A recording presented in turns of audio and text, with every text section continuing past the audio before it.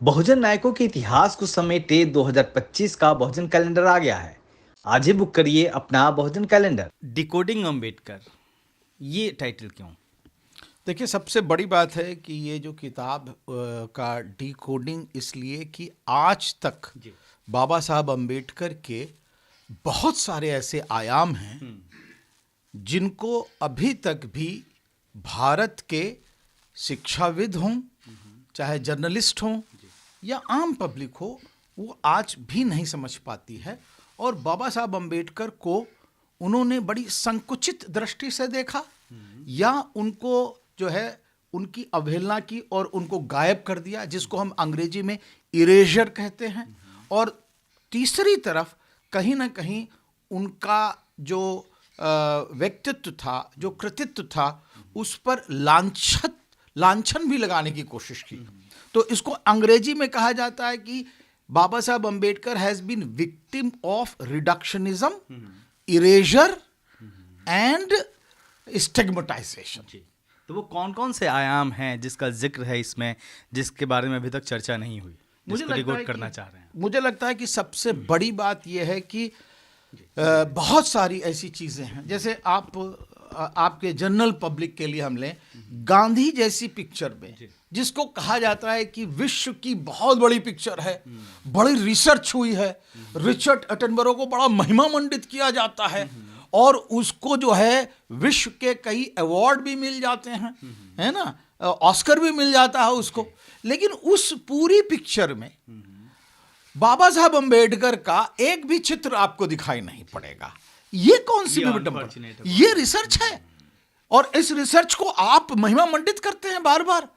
तो ये जबकि सब जानते हैं कि 1930 के बाद गांधी की पूरा जीवनचर्या बाबा साहब ने बदल दी, चाहे वो अनटचेबिलिटी की बात हो, अस्पृश्यता की बात हो, चाहे जो है टेम्पल एंट्री यानी कि मंदिरों में प्रवेश की बात हो, यहाँ तक कि 1932 में पूना पैक्ट का जो अमरण अनशन किया उन्होंने, उसको भी दिखाया गया, लेकिन बाबा साहब को नहीं दिखाया गया। हाँ सर, मुझे जहाँ तक मेरी जानकारी है 56 अब तक 56 PhD आप करवा चुके हैं और 48 MPhil आपने करवाए हैं। इतने सालों का आपका अनुभव रहा है एकेडमिक्स का और तमाम किताबें भी आपने लिखी, तमाम रिसर्च पेपर हैं, अलग अलग जगहों पे आप जो बोलते हैं उसको सुना जाता है दुनिया भर में।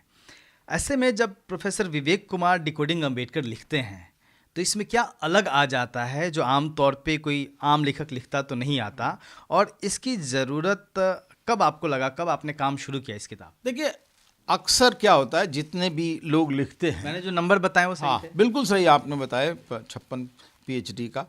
तो जो है सबसे बड़ी बात है कि जितने लोग लिखते हैं ज़्यादातर बायोग्राफिकल जीवन चरित्र लिखने की कोशिश करते हैं।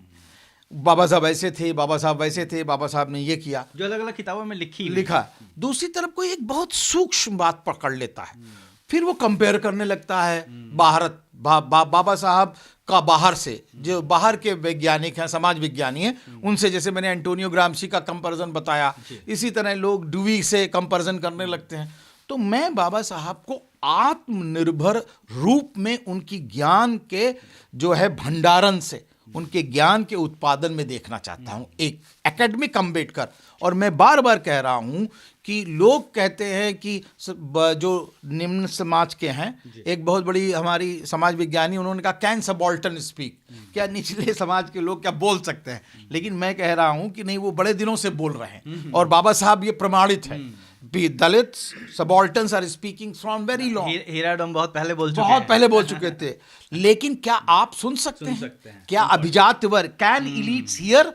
ये क्वेश्चन है। और ये बात बाबा साहब के इस किताब से प्रमाणित होती है कि बाबा साहब ने जो लिखा है वो कितना फलक उसका कितना बड़ा है।